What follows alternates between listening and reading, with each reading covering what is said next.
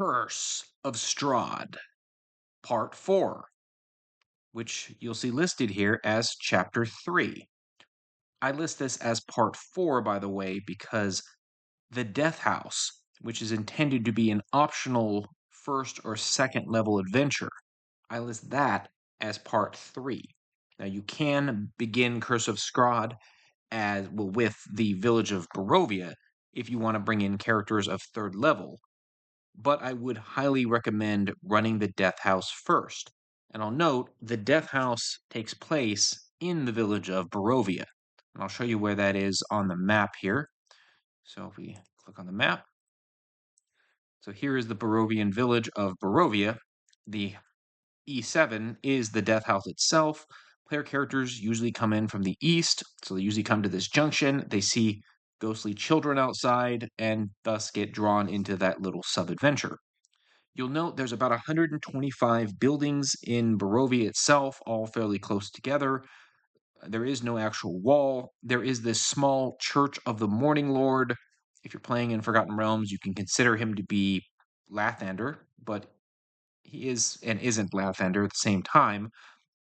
There is in a tavern, you could use it as an inn as well, the Blood of the Vine Tavern, although the sign says the Blood on the Vine Tavern, and a few other locales throughout the town as well, such as the Burgomaster's house, a house where there is a woman weeping, and a mercantile shop where the players can buy items that are quite expensive from the player's handbook. And I'll kind of get into that as I'm doing a review here.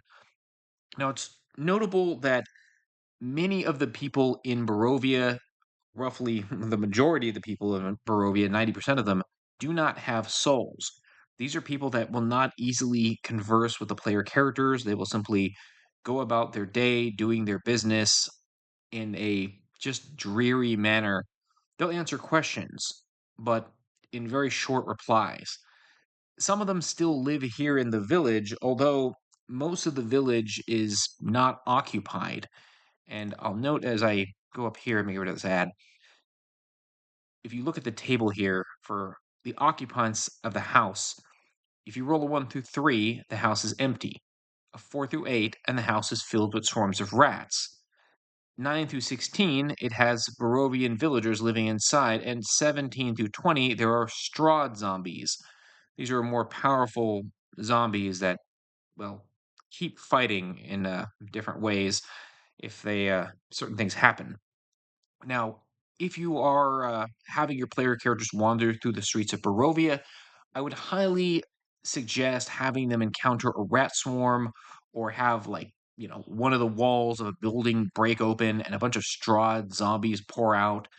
I would also suggest adding in some things like have literal ghosts haunting some of the buildings, which makes a lot of sense considering that it's sort of an abandoned, somewhat haunted town, and there are some spirits within the town. And if you don't want to use ghosts, I'd also suggest phantom warriors.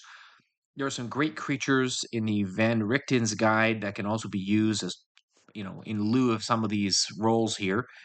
There's a creature called the Soul Shaker from the Radiant Citadel, one of the Radiant Citadel's adventures that I would recommend. It's an undead hand monster. It's perfect for this particular setting, and just stick it in a house somewhere and it'd be a great little monster. And other such creatures that would be perfect for this situation. I'd even suggest using space clowns from whatever it's called, Spelljammer. And they're a surprise group of creatures maybe crammed into a house for some insane reason. They still sort of work in this campaign. But in general, the town itself and exploring every building is not the point of the Village of Barovia. The player characters might do some of that, but this chapter is more about the player characters first coming here and interacting with the town.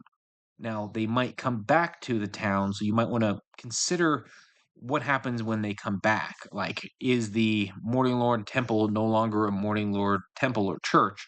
What if there was an acolyte or priest to Mother Night there, who might be thought of as Shar instead? Or maybe some crazy creatures are roaming the streets, or some other things are happening.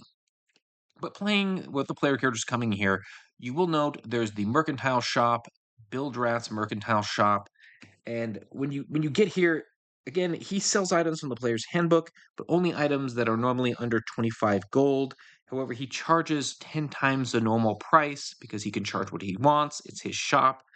So, a 25 gold piece item costs 250 gold.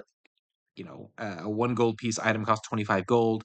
This should seem ridiculous to the player characters.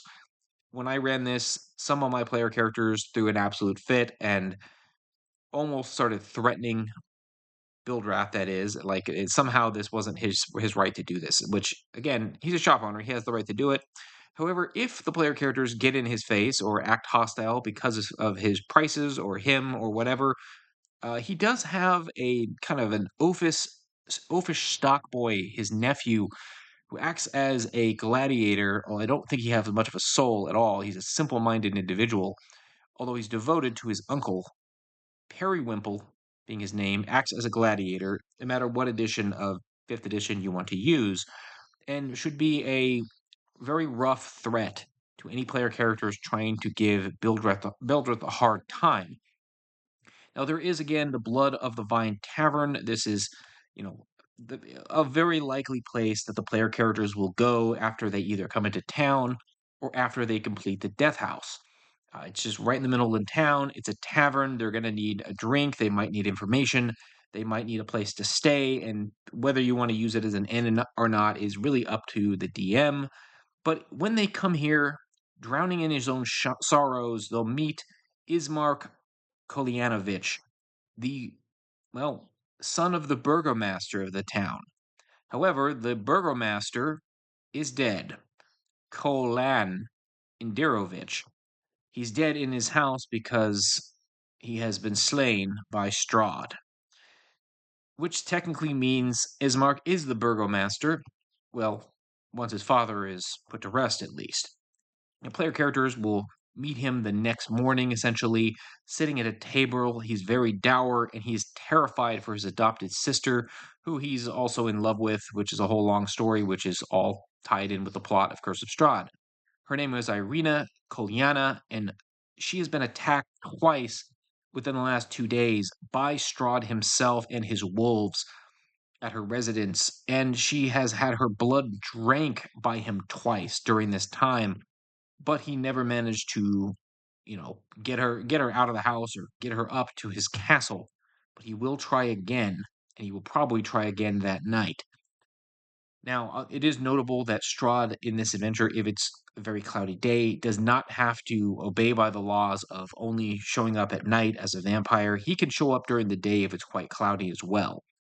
Now, Ismark is very likely to give the player characters a quest, which is the plea for help. If he sees a bunch of mercenaries have suddenly showed up in the town, he's going to think that maybe these people can help him and his sister, who is adopted again, and get her away from Strahd. Now, he knows that there's no way to leave Barovia with Strahd is still active and quote unquote alive, but he does want Strahd, well, he wants his sister out of Barovia Village and as far as way as he can get her, which could either be the town of, well, there's a town to the west, Valaki, or there is an abbey further west in a small village there that the player characters could also bring her to, which she might be much safer than under the immediate auspices of Strahd himself and his castle, in Barovia Village. He's likely to pay the player characters, or in one way or another convince them to escort his sister, this is literally an escort quest, safely and alive to where she will find safety. This is also one of the very first quests, if the player characters have not done the Death House, that they will have. Now, there are a couple other individuals here that are just kind of in the area. One is Arik, the barkeep. He is not really a very active character. He probably does not actually have a soul. I want to note, by the way, if you do the math with the number of buildings in town and assume that there should be 3 to 4 people living in each house, then the town should have a population of about 500. But if you look at the random encounter table and how many people are living in the actual houses, that means there's only about 100 people living in Barovia Village, all told at this point in time. And only about 10 people in town, 1 in 10 that is, have souls. That includes Arena, and it includes Ismark. Now, it might include a few other people like Bildreth, and it might include the bartender. That's really up to you. I actually think the acolyte of the Morning Lord will probably be on that list. There just aren't a lot of people in the village who actually have souls and can do much. There could be, say, an NPC in town that can help the player characters out who might, or maybe another player character lives in Barovia Village and is one of those people with souls. There are also a group of Vistani acting as spies, who are at a table when the player characters get here. Now, they are great to introduce the player characters to the Vistani, but also they can suggest the player characters go find Madame Eva, which the Vistani are camped to the west over a bridge, and then to have their fortunes read. And they're also just kind of hanging out in the tavern, of course. Now, at one point, the player characters may hear some sobbing sounds. That is coming from location 3, E3, Mad Mary's townhouse. This is sort of a side quest. She is sobbing because her daughter has been, Gertruda, has been kidnapped. She's a teenager. She broke out of the house a week ago and has not been seen. I actually believe she has been kidnapped. And the only clue connected to this is an old doll with a little, tag on it that says, is no fun, is no Blinsky, which is tied to a toy maker shop back in Valaki, which Valaki is really the largest town in all of Barovia, and the player characters are very likely to go there at some point. So they could basically investigate this situation and this woman and find out why she's crying so badly and look into what's become of her daughter and the mystery behind her. And again, there is that clue. So there's a couple of small quests here effectively. There's also the Burgomaster's mansion, and it's a wary-looking mansion. It's been torn up by wolf attacks, and it could be a very interesting place for the player characters to explore in more detail, but it's not really like a dungeon crawl location. It's more like give them the description of it. They can see the interior. Irina will likely be there. This is Irina having a sword and also a breastplate. She's not going to leave the town unarmed, and she does have some fighter like training. Player characters will have to keep her alive as they travel, assuming they take the quest to Valaki or the Abbey, and which is only about a day or a day and a half away.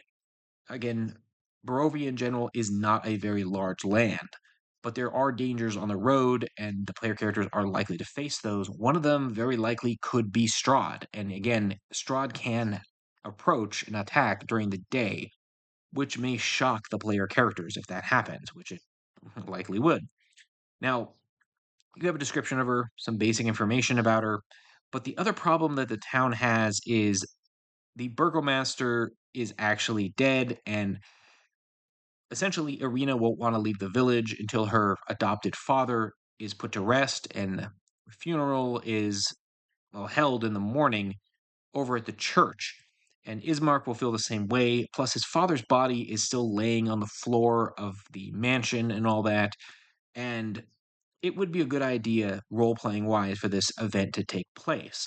Now, you could also do something extra where the player characters, as they're roaming into town, they might get to the mansion and they might go into the manor house and find that like rat swarms are feasting on his body because no one has been able to take care of it.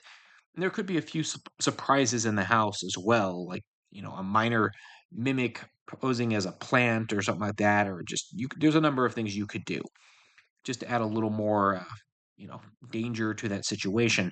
But really, he needs to be buried before the player characters leave. Otherwise, Irina will not want to go just yet, and it makes sense. And again, they want him. They want the funeral to take place in the morning because he was a follower of the Morning Lord. This is part of his religion. Some player characters, of course, will be like, no, let's get a move on right away, but they have their own opinions. The player characters might also literally have to stay the night protecting Irina either at this house or more likely at the Blood of the Vine tavern. And Strahd is very likely to attack that night. This is a very good opportunity to just kind of give the players the idea that Strahd is not the kind of threat that they can really face. Now, Strahd can't enter the building without being invited, but his wolves can, and any other things he summons can. He could have some other vampires with him as well that maybe lurk around the building, or maybe some other creatures, like maybe he has some werewolves with him that are able to get inside, essentially. Nonetheless, the night the player characters stay in Barovia Village should be memorable and threatening.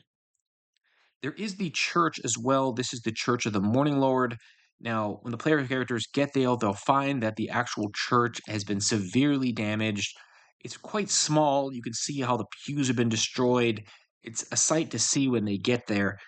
When I ran this adventure, my player characters did come back to Barovia Village, and when I came back, I did a storyline where the building had been painted black, and the priesthood had been replaced by a priestess of Shar or Lady Knight, plus some acolytes, because time did pass, and dark forces do come into Barovia as well here and there.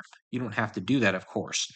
Now, there is some whimpering noises coming from beneath the floorboards that perceptive players might notice, and a trap door, which is got a chain and a padlock on it on this side. If the player characters go down there, they will find this son of Donovich. Donovich is the priest. He's an acolyte priest. And Donovich has been turned into a vampire by Strahd and has been trapped in the basement for some time, and the player characters could either foolishly let him out or likely go down there and try to face him, and for the first time likely fight a vampire spawn. And if they're third level, this should be a reasonable threat, not impossible, but a doable threat. Donovich, his name's Duro, by the way. Donovich is really trying to do the best thing. This is his son. He's trying to keep him in, well, he thinks his son is alive. He doesn't quite understand the severity of the situation. The player characters might misread that he's like protecting evil, which is pretty much what my player characters thought, but it's really more like he's protecting his son. Now, there are some side chambers in this house. They're not really as important, but the player characters could have, in addition, searched the house. And depending on what cards are drawn from the Taroka deck, there may be even some hidden things in this house or, say, in other locations around the town. There's the chapel. There's the image of Donovich. Again, it's great that you have actual images of these characters as the player characters are going through town. He's not a major threat. He's just an acolyte. So if player characters somehow get him to turn against them, well, he's not going to hurt them. He is one of the possible people that might join the player characters, though, and act as an ally against Strahd, depending on the cards that are drawn. In the morning, he will perform a funeral, assuming the player characters didn't kill him for some reason, for the former burgomaster, and then, well, then there'll be a new burgomaster at that point, the son of the burgomaster, and all that, Ismark. Now, there are some possible things that will happen. For example, there's the March of the Dead here, which every night at midnight, the spirit of dead adventurers that have come before the player characters will rise up from the church graveyard, forming a silent procession as they walk toward Castle Ravenloft, which, if you look at the actual map of Barovia, is not that far away. It's just to the northwest, up a hill and through the woods. It's called the March of the Dead, actually. Now, some of these could be treated either as ghosts, but you can also use the Phantom Warrior stat block. It's possible some of them stay behind and the player characters could encounter them, or they could be used in some other manner and all that. Now, again, it does mention Irina Kolyana is not the natural daughter of Koyan Indirovich, the former burgomaster, late burgomaster, but she also does not remember her own past in childhood. She doesn't know where she came from. Out of game, again, your players won't know it, but she is the reincarnated, well, she is a reincarnated individual of Strahd's past love, who has perhaps been reincarnated before, and Strahd has been seeking his lost love as part of his curse. Of course, she is, as a spirit, was in love with Strahd's brother, and there's a whole underlying storyline connected to this and why her spirit keeps coming back. Now, we will see Duro, who again is a vampire spawn and is rather insane and freaking out in the basement. Again, there's a reference to the Fortunes of Ravenloft here. There's an old chest in the southwest corner there might be an item in that chest depending on what cards are drawn. There's a cemetery. Again, the March of the Dead come from here and all that. It does note this adventure, the Death House itself, and it gives you some more information on the March of the Dead. The other extra location you'll note is called Dream Pastries. And these locations or these little events are really great if the player characters come back to town or if the player characters are kind of wandering around town and need something to encounter, some sort of event to take place. It could be the same day as they arrive, it could be the next morning. But there's a night hag in the guise of an old woman named Morgantha, and she's pushing a cart, and she's from an old mill tower called the Old Bone Grinder up the road. And she is selling pastries for 1 gold apiece, very high price actually. She goes from house to house, knocking on doors. Most of the time, no one answers, but she does see the player characters and she will offer them a pastry for a price. And they're not ordinary pastries. This is a rather creepy encounter, which the player characters should wisely suspect otherwise for, but is more of an extra thing. And it's also a great way to introduce that there are hags in the area before the player characters encounter the old bone grinder, which I'll note is one of the next segments of this campaign. Now, as you can see here, we have the different chapter lists. The campaign doesn't have to be played in chapter order, and likely will not be played in chapter order. In fact, this is again Village of Barovia. I call it Part 4. It suggests using Castle Ravenloft as chapter 4, but I actually think it's the last place the player character should go. But again, the player characters will get the choice of where to go.